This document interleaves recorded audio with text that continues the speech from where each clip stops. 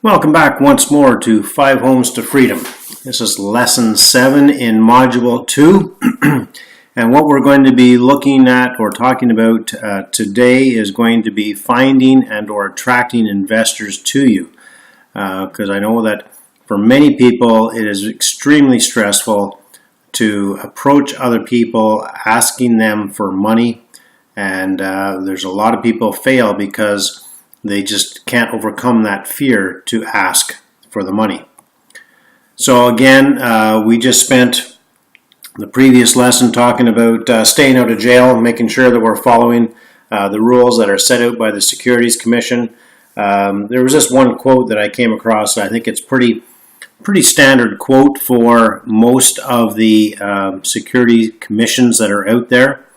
And it's effectively to oversee and regulate the activities of the securities and capital markets to protect the investors while strengthening the public and institutional confidence in the integrity of those markets. So that's a pretty good, valid mission, and you just have to keep in mind that they have some very strict rules that you have to follow, and you want to make sure that you follow those rules and you stay within their guidelines and keep under the radar when it comes to the Securities Commission. All right, so I'm going to share with you, and again, these are my simple strategies. These are what work for me. They may or may not work for you. I don't see why they wouldn't work for other people. I've seen other people implement them and be very successful with them as well. But you know, my good friend, business partner Dave DeBow, he's got some different strategies. I've got some other students have very different strategies as well. But I'm going to share with you my strategies and what works for me. Quite simply, get yourself educated. I've provided you on my website with an e-version of my book, Creative Investing for Canadians. That book, regardless of whether you're in Canada or the US, is a really good tool to help you both educate yourself and others. So once you become very financially literate and understand the game of investing, to attract other people to the game of investing with you, you can lend them the book yourself. So it's a great tool to have. You're going to be networking and also teaching it to other people as well, and then newsletters. These are the strategies that I use in order to create, or to attract rather, not create, but to attract joint venture partners and money partners as well. So let's just talk a little bit more about the education. Learning the security rules, what you can and can't do. Cannot say that enough times because I've seen far too many people breaking those rules. And I don't want that to happen to anybody in my group as well. So learn the real estate profit centers. If you do nothing else but memorize these profit centers inside and out, you will be eons ahead of most other investors that are out there. It's not a difficult thing to do. So you want to learn the you want to learn the language of real estate. What's a cap rate? And that's the capitalization rate. But when you talk to realtors, you'll hear them throwing around this, or other investors, you'll hear them throwing around this term, oh, that's a cap rate of 10, it's a cap rate of 6, it's a cap rate of 8. Well, what does that mean to you? And quite simply, it's a calculation based upon the net operating income of the property divided by the purchase price. So all it is a value to give you a guideline as to whether it's a good deal or not. The challenge is cap rates can be manipulated very easily depending on whether you are selling something or buying something. So you have to take it with a grain of salt. And your NOI is your net operating income after your expenses. Your gross operating income is your income before expenses. Debt credit ratio, how much debt you can actually afford to carry. That can be on a personal side or it can be on the business side with respect to the property itself. Loan to value. These are just some of the acronyms that you'll be exposed to. Now, given that we're focusing just on the 5 Homes to Freedom, we're talking single family homes, you may never come across any of these acronyms. However, if you're talking to other investors, you want to make sure that you understand what these acronyms mean, just so that you look like you're a little bit more educated than what you actually may be. So what I've done is I've included a handout that I created for another program that I have, and it's Why Real Estate and the Benefits of Real Estate and the definitions. So it talks about the profit centers, and it talks about the definitions of many of those acronyms you see above, plus many others. Highly recommend that you print that off, become very familiar with that document. So then you need to learn how to find good deals out there in the market. And again, because we are dealing with the 5 Homes to Freedom program, the vast majority of the deals you're going to find are going to be through the MLS system and your local real estate agent. But you can also go out there and work the market yourself. Identify properties of interest to you, target those houses, and approach the owners to see if they'd be interested in selling. Write them letters, go on a letter writing campaign. For sale by owners, if you find a house that fits your criteria and it's a for sale by owner, approach them and see if they would be, whether it be a good fit for you or not, the house itself. And then I would highly recommend, though, if you're buying a house on your own or through a FSBO, that you still get a realtor to represent you. When the realtor comes in, they will try and negotiate that the seller pays for their commission. However, even if they're not willing to get the commission, the sellers aren't willing to pay the commission, it would still be worth your while to have the commission included in the purchase price to have proper representation, just to make sure you are protected. Definitely research the market so that you know what is a good deal when one comes across the table and you can jump on it quickly. So continuing with educating yourself, learning what is a good deal versus a bad deal. The analyzer is provided to you, and this is a scaled down version of the big deal analyzer, and this works for homes under 4 units. This particular version is the Canadian version. There is a US version being created as well, and the US version, the only real difference in the 2 versions is the land transfer tax in the different provinces and states. And then there's also, which is easy to calculate, but the bigger difference is in the financing. The US market calculates the mortgage financing different than they do in Canada. It's not a huge difference, but there is a slight difference in the bottom line. So take this analyzer, just start playing with it. Start finding some properties, come up with some rents, make the rents up based upon what the market rents are in the area. Go looking at some houses and find out, okay, well, that house is worth X number of dollars. That's what they want. Well, what could we get for rent? Here's the taxes. Here's the insurance. Start playing with it. Become familiar with it so that when a real deal comes along, you're able to move quickly on it. Then what you want to do is, after you've educated yourself, is you start to educate other people. You teach them about the security rules.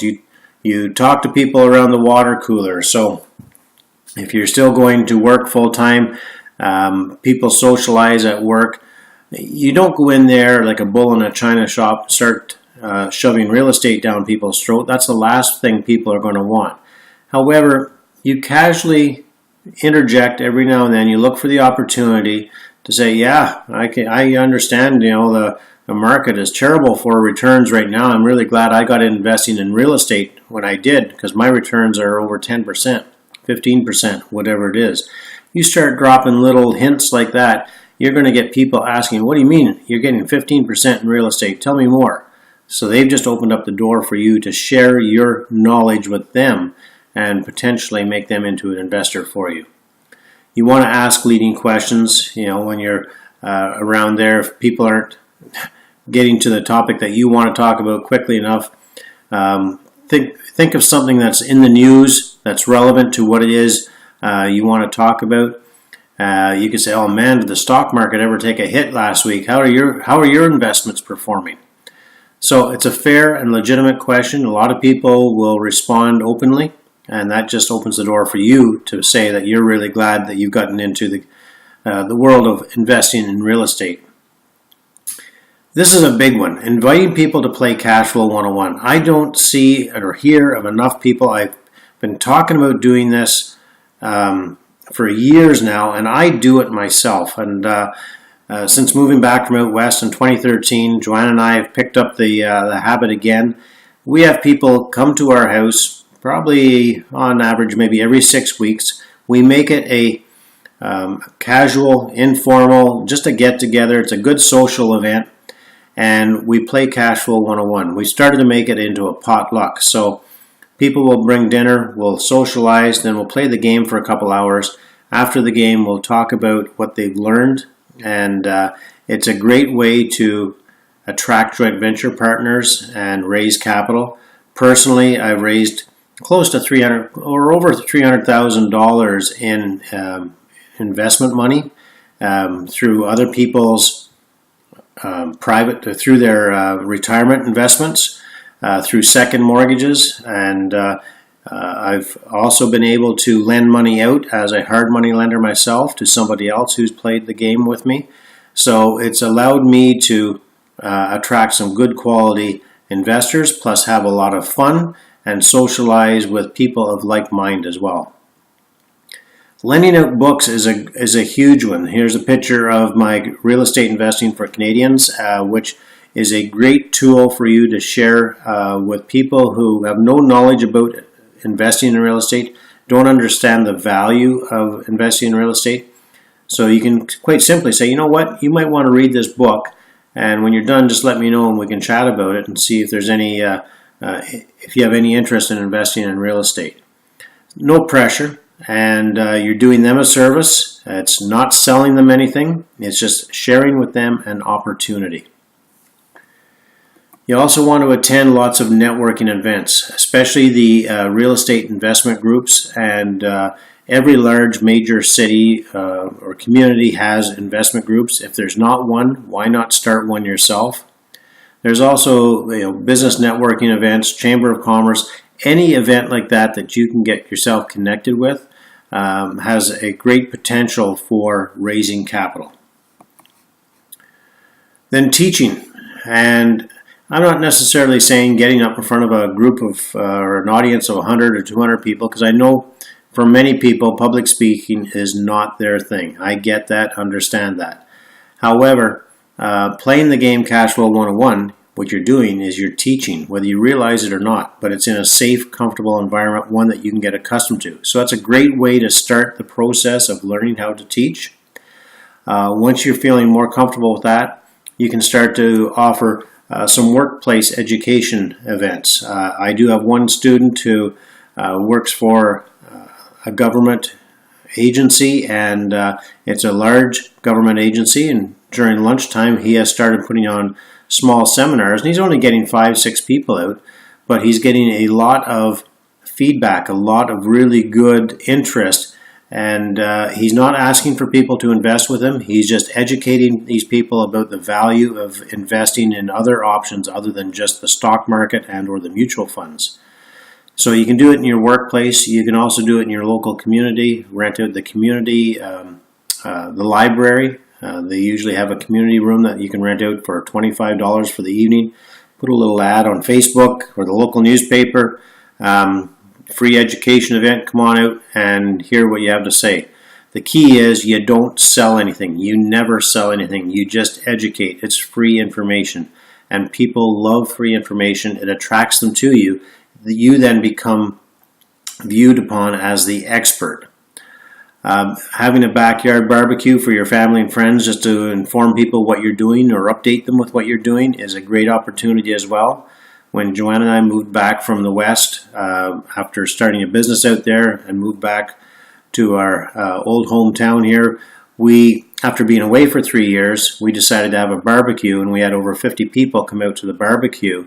And I just did a short little presentation just to explain to people where I was, what I was doing, and where I'm at currently, and what I'm moving forward to do. It just, you may or may not get anything from it, but it's a great opportunity to share your knowledge, another opportunity to get comfortable teaching as well. Now, newsletters. This is a massive one that is grossly overlooked. A lot of people understand the value, but and they start to implement it, but then it falls to the wayside so quickly and easily. What you're doing is you're writing a monthly newsletter. It can be electronic or hard copy. Hard copy is definitely more beneficial, more impactful, but it's also a lot more costly. I personally do the electronic version, and I send out about 1,500 every month.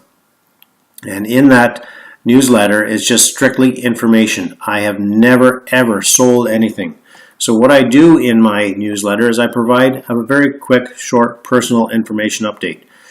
And it took me a while to become accustomed to doing this because I'm a very private person. But what I've learned is that people like to know what I'm doing, and people feel a closer connection to me if they know what I'm doing. So it's taken a while, but I do that now. I keep it short and sweet.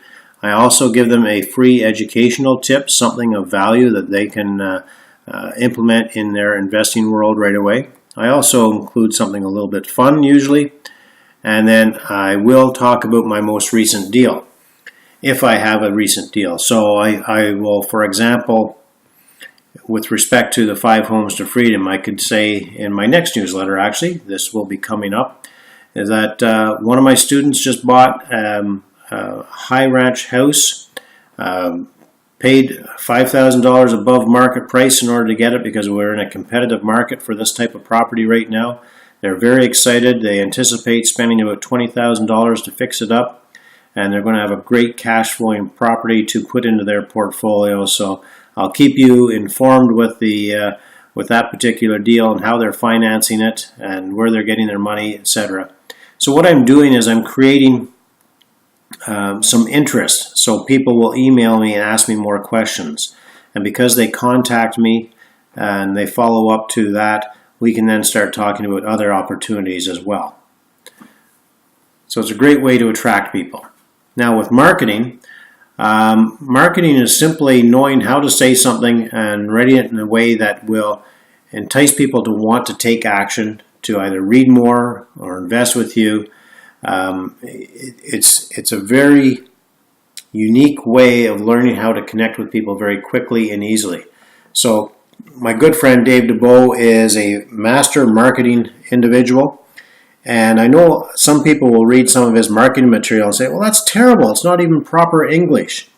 Well, it's intentionally written that way because and that's the key about marketing, is understanding what people will connect with. If you write something that is grammatically correct and not as inspiring, then you're not going to get the same results. So you have to learn how to connect with people quickly and easily, and that's the power of marketing. Just put down here something you may want to think about. Dave operates a program. I have no idea what the cost is. I have no connection or affiliation with the product at all. However, if you're interested in learning more about marketing, you can connect with Dave at that website right there. Now, one thing when people go out there and they start networking, they don't know what to say. They don't know how to approach people. And most people, when they're approached by somebody, they say, hey, hi, how are you? What do you do? And they'll start off by saying something like, oh, hi, my name is Ken Beaton, and I work for ABC Real Estate, and what we do is we buy and sell properties and blah, blah, blah, and you go on and on and on. And then you say, what do you do? Well, that really hasn't done a whole lot for you. And what we're going to share with you in the next slide is what we call an elevator pitch. So think of this as an example. You've just entered into an elevator with somebody that you've been wanting to talk to, and you've got this elevator ride with this individual, just one-on-one for the next 30 seconds.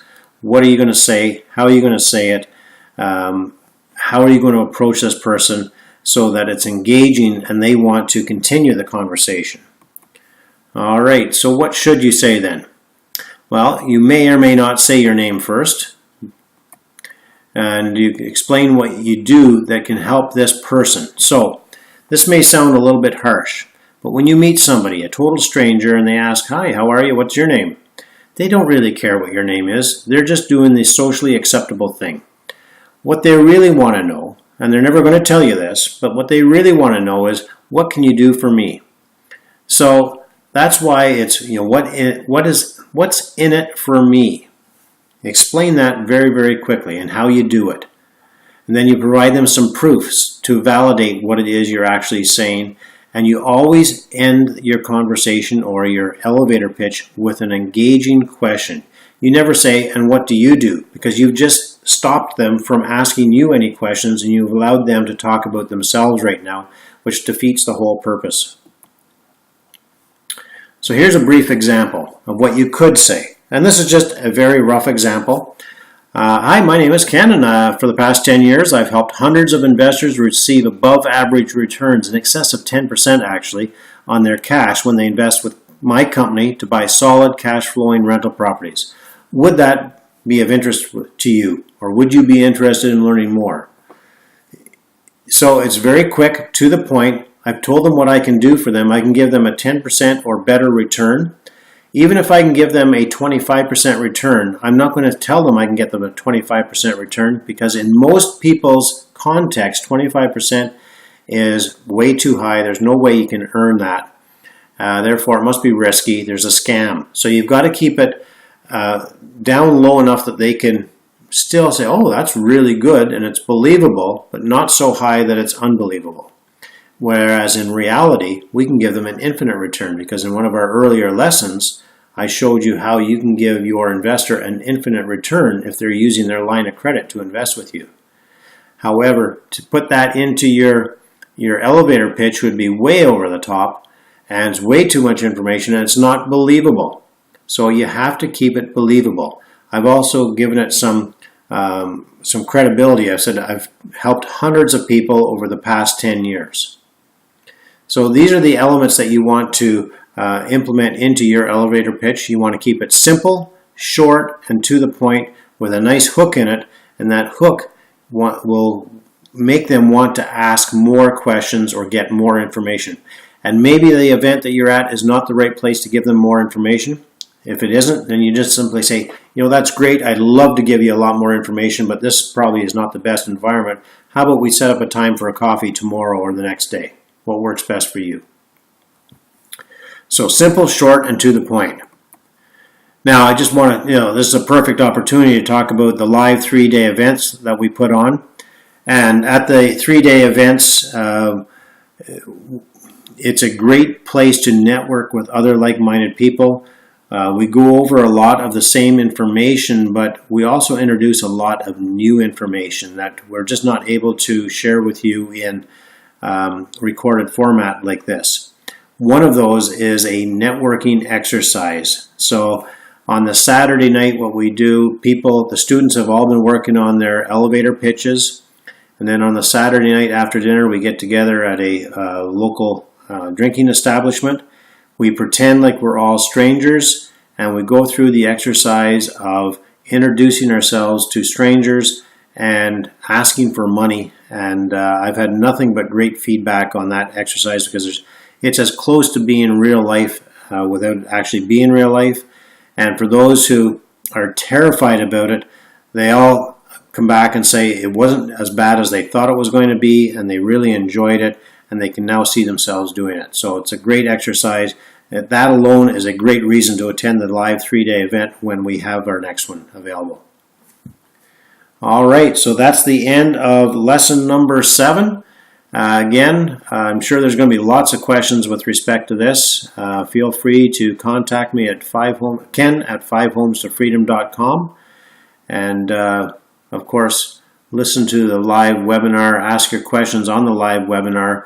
If you can't attend the live webinar, send your questions in ahead of time so that I can have a chance to answer them on the webinar, not only for yourself, but for all of the other students as well. All right, well, thank you very much, and we'll see you at the next class.